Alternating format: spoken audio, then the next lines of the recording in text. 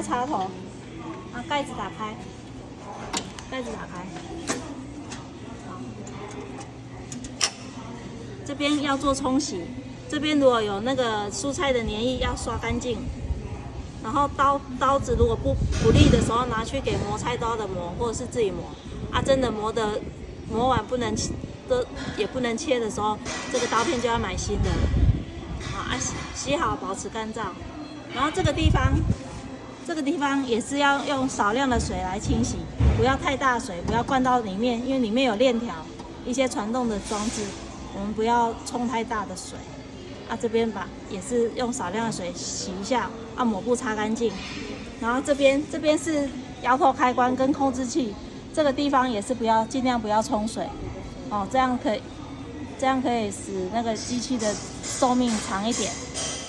大概就是这样。对，冲水会漏电，然后开关也会坏掉。这边是不防水的，所以我们这台机器这个地方最重要，而且这边如果冲水是不保固的。